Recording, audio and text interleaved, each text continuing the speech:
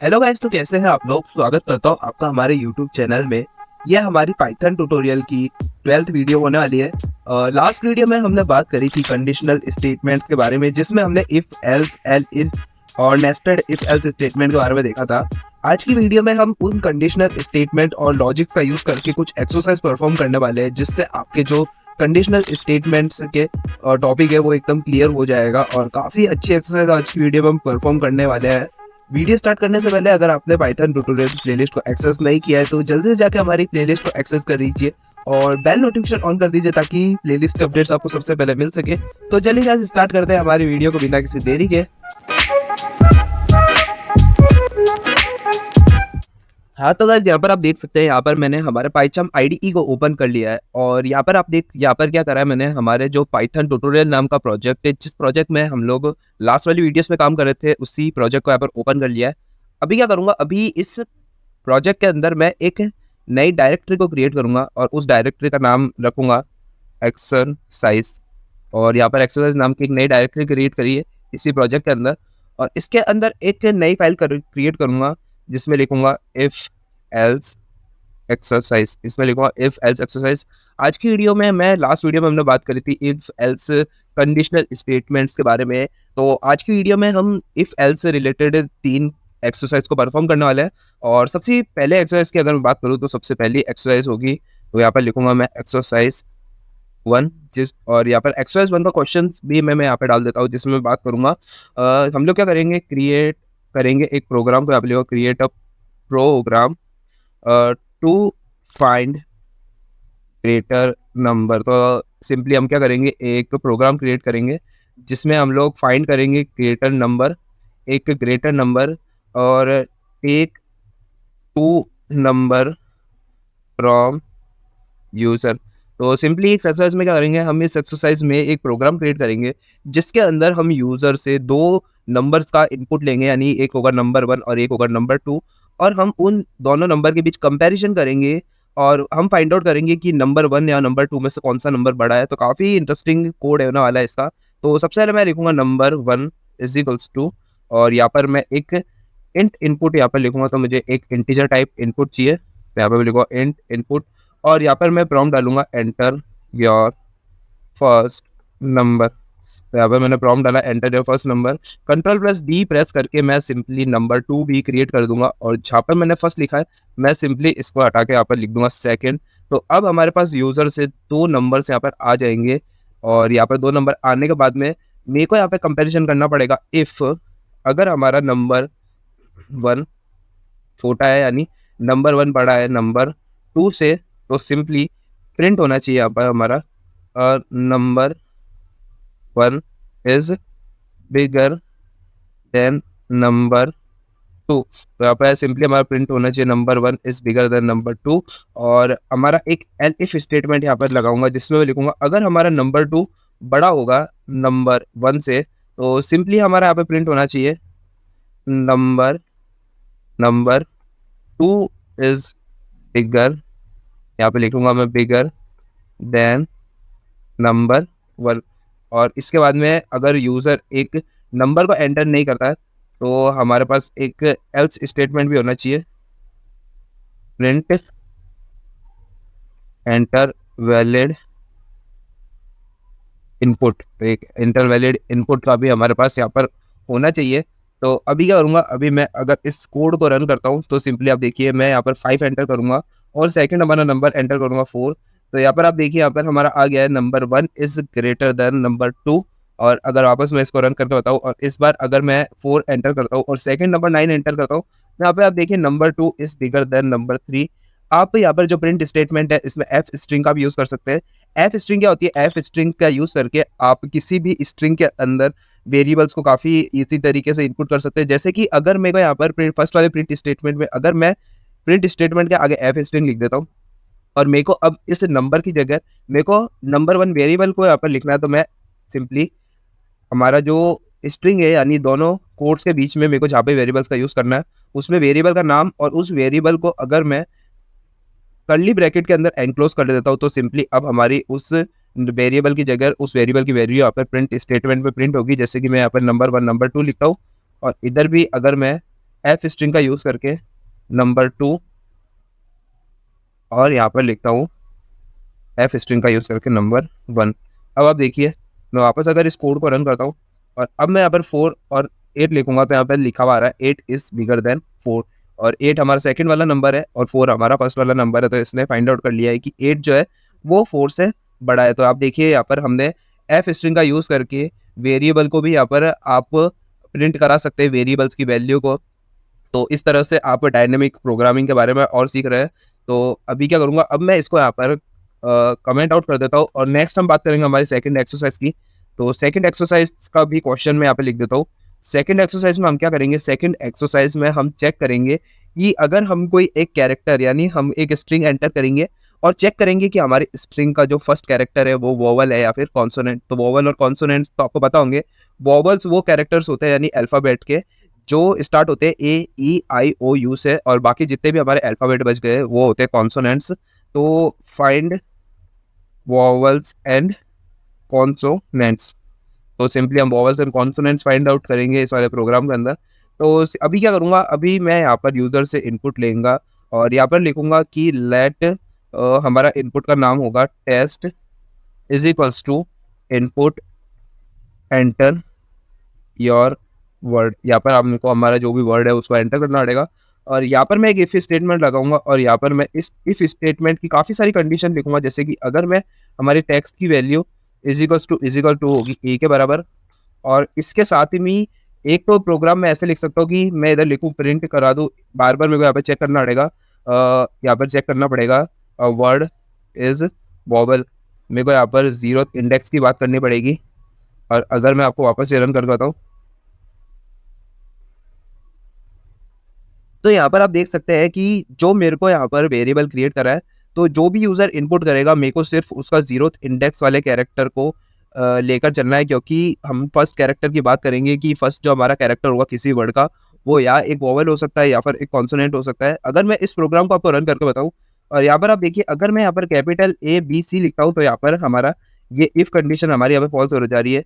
जैसे कि अगर मैं इसको यहाँ पर ओवर करके बताऊँ तो यहाँ पर आप देखिए हमारी इफ कंडीशन यहाँ पे फॉल्स हो जाएगी। लेकिन अगर मैं वापस इस प्रोग्राम को रन करता हूँ और इस बार मैं अगर स्मॉल ए बी सी लिखता हूँ तो यहाँ पर आपका लिखा हुआ आ गया वर्ड इज वोवेल। तो आप एक ही इफ कंडीशन में काफ़ी सारी बार चेक कर सकते हैं। अगर मैं यहाँ पर चेक करता हूँ कि अगर इफ हमारी टेस्ट की वैल्यू ए है या फिर हमारी टेस्ट की वैल्यू इज इक्वल्स टू ए है, तो अभी हमारा ये काम करेगा कोड। यहाँ पे मैं लिखूंगा इज इक्वल्स टू अगर कैपिटल है, तो लास्ट टाइम अगर मैं कैपिटल ए बी सी लिख रहा था तो हमारा यहाँ पर लिखा हुआ नहीं आ रहा था कि वर्ड इज वोवल, लेकिन इस बार हमारा वर्ड इज वोवल लिखा हुआ आ रहा है। मैं वापस इसको अगर डिबग करके तो अब आप देखिए, अगर मैं यहाँ पर ए बी सी लिखूंगा तो यहाँ पर लिखा हुआ आ रहा है वर्ड इज वोवल। तो इसी तरह से मैं और भी हमारी जितनी भी वोवल्स की कंडीशन होती है उसको मैं कम लिख देता हूँ। और अगर मैं अब इस प्रोग्राम को आपको रन कर देता हूँ तो अब आप देखिए मैं कुछ भी यहाँ पर एंटर करता हूँ। अगर मैं यहाँ पे एंटर करता हूँ ऑरेंज, तो यहाँ पर लिखा हुआ आ रहा है वर्ड इज वोवल। मेरे को एक एल्स स्टेटमेंट भी यहाँ पर मेंटेन करना पड़ेगा। मैं अगर हमारा जो वर्ड है वो अगर वोवल नहीं है तो वो सिंपली हमारा होगा कॉन्सोनेंट। तो यहाँ पे लिखूंगा वर्ड इज कॉन्सोनेंट, यहाँ पे लिखूंगा कॉन्सोनेंट।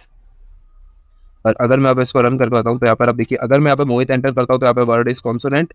और अगर मैं यहाँ पर लिख एंटर करता हूँ आइस आइस एंटर करता हूँ तो यहाँ पे लिखा हुआ है वर्ड इज वोवल। तो इस तरह से आप वोवल और कॉन्सोनेंट फाइंड आउट कर सकते हैं इफ और एल्स स्टेटमेंट का यूज़ करके। और अभी मैं वापस इसको भी कॉपी कमेंट आउट कर देता हूँ और अब हम बात करेंगे हमारी थर्ड एक्सरसाइज की। तो अगर यहाँ पे मैं लिखता हूँ थर्ड एक्सरसाइज, तो यहाँ पर एक्सरसाइज 3 के अंदर हम लोग एक ग्रेड सिस्टम क्रिएट करने वाले हैं। यहाँ पर मैं लिखूँ ग्रेड सिस्टम हम क्रिएट करने वाले हैं, जिसके अंदर हम यूज़र से इनपुट लेंगे और अगर यूज़र से इनपुट लेंगे और हम लोग असाइन करेंगे, यूज़र से इनपुट लेके असाइन करेंगे स्टूडेंट का ग्रेड, जिसमें जिसमें अगर स्टूडेंट के 100 और 90 से 100 और 90 के बीच आए, यानी 90 टू 100 आए मार्क्स, तो उसको ए ग्रेड मिलेगा। और अगर उसके 81 से लेकर 90 के बीच आए तो उसको मिलेगा बी ग्रेड, बी ग्रेड। और अगर स्टूडेंट के मार्क्स 71 से लेकर 80 के बीच आए तो उसको मिलेगा सी ग्रेड। और इसी तरह से अगर स्टूडेंट के 61 से लेकर 70 तक आए, 61 से लेकर 70 तक आए तो उसको मिलेगा डी ग्रेड। और उससे कम आए तो स्टूडेंट को मिलेगा एफ ग्रेड। तो मेरे को यहाँ पर 91 लिखना पड़ेगा। तो इस तरह से हमको एक प्रोग्राम यहाँ पे क्रिएट करना पड़ेगा। तो सिंपली सबसे पहले तो मेरे को यूज़र से एक इनपुट लेना पड़ेगा, जिसके लिए मैं एक ग्रेड नाम का वेरिएबल क्रिएट करूँगा, जिसमें मैं यूज़र से इनपुट लूँगा और यहाँ पर लिखूँगा मैं प्रॉम्प्ट एक, जिसे लूँगा एंटर स्टूडेंट मार्क्स। यहाँ पे लिखूँगा एंटर स्टूडेंट मार्क्स, जहाँ पे मेरे को स्टूडेंट का मार्क्स एंटर करना पड़ेंगे। तो यहाँ पर आप देख सकते हैं, यहाँ पर मैंने हमारा जो कोड है वो सक्सेसफुली यहाँ पर लिख दिया है, जिसमें मैंने क्या करा है, यूज़र से एक ग्रेड नाम का इनपुट लिया है, जिसमें यूज़र हमारे स्टूडेंट के मार्क्स को एंटर करेगा।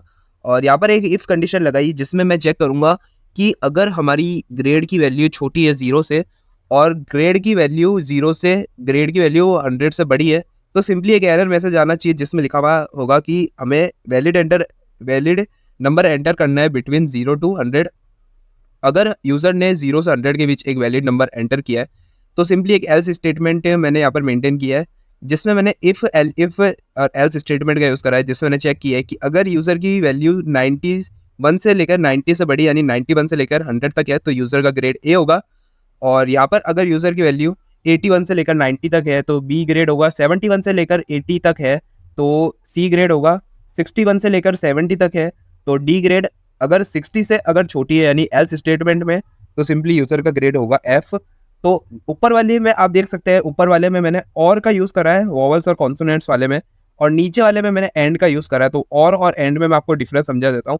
और में अगर आपकी इफ़ में दोनों में से कोई एक कंडीशन भी ट्रू होगी, तो भी वो इफ़ स्टेटमेंट में जाएगा हमारा कोड, लेकिन और के अंदर हमारी दोनों वैल्यू ट्रू होनी चाहिए, तो ही हमारा कोड आगे बढ़ेगा। जैसे कि अगर मैं इफ़ और में सबसे पहले आपको एक डिफरेंस बता देता हूँ। मैं अभी इस कोड को सिंपली यहाँ से कमेंट आउट कर दूंगा अभी के लिए, जिसके लिए कमेंट आउट कर दूंगा, और सबसे ऊपर जाकर मैं आपको एक बेसिक सी नॉलेज दूंगा, जिसमें मैं आपको कहूँगा एक क्वेश्चन बना दूंगा, डिफरेंस, यहाँ पे लिखूंगा डिफरेंस बिटवीन और एंड। मैं एक सिंपली एक इफ स्टेटमेंट क्रिएट करूंगा, जिसमें मैं लिखूंगा ट्रू और फॉल्स, और इधर मैं प्रिंट कराऊंगा, यहाँ पर मैं एक प्रिंट कराऊंगा करेक्ट। मैं यहाँ पर प्रिंट कराऊंगा करेक्ट। अभी आप देखिए, मैंने ट्रू और फॉल्स के बीच में प्रिंट करेक्ट लिख रखा है। तो सिंपली अगर मैं इस कोड को रन करूंगा तो यहाँ पर करेक्ट प्रिंट हो गया है। ट्रू और फॉल्स हमारा और गेट की तरह काम करता है। और गेट की अगर हम ट्रुथ टेबल की बात करें, तो ट्रुथ टेबल होती है 0 और 1, 0 और 0 में हमारा अगर दोनों तरफ हमारा फॉल्स होगा, यानी हो गया 0 और 0 कंडीशन, तो हमारा जो आउटपुट आएगा वो भी 0 आएगा, यानी हमारा कुछ भी आउटपुट नहीं आएगा। अगर दोनों में से कोई एक वैल्यू भी यहाँ पर ट्रू हो जाती है, जैसे कि यहाँ पर अगर हमारी फर्स्ट वैल्यू ट्रू है, तो भी यहाँ पर हमारा करेक्ट प्रिंट होगा। और अगर हमारी सेकंड वैल्यू भी अगर ट्रू है, जैसे कि हमारी सेकंड वैल्यू ट्रू है, तो भी हमारा यहाँ पर प्रिंट होगा। और अगर दोनों वैल्यू ट्रू है, तो भी हमारे यहाँ पे प्रिंट होगा। तो आपको ध्यान रखना है कि और जो हमारा है, अगर आप और यूज़ कर रहे हो, तो और हमारा हमारे और गेट की तरह काम करता है। और गेट की ट्रुथ टेबल आपको याद होनी चाहिए। मैं यहाँ पर साइड में और की ट्रुथ टेबल भी आपके लिए प्रोवाइड करा रहा हूँ, जिसको आप चेकआउट कर सकते हैं। और की ट्रुथ टेबल में सिर्फ एक ही कंडीशन में हमारी जो आउटपुट है वो फॉल्स होगा, जब दोनों हमारी जो वैल्यू है वो फॉल्स होगी। लेकिन एंड के अंदर ऐसा नहीं होता। एंड के अंदर आपकी दोनों कंडीशन सेटिस्फाई होनी चाहिए। अगर दोनों कंडीशन ट्रू है, तो ही हमारा कोड इफ वाले ब्लॉक के अंदर जाएगा। अगर दोनों में से एक भी कंडीशन फॉल्स है, या तो ये वाली या फिर ये वाली, तो भी हमारा कोड इफ कंडीशन में नहीं जाएगा। तो इसका आपको ध्यान रखना है। मैंने दोनों को आपको समझा दिया है, इफ और एंड के बारे में।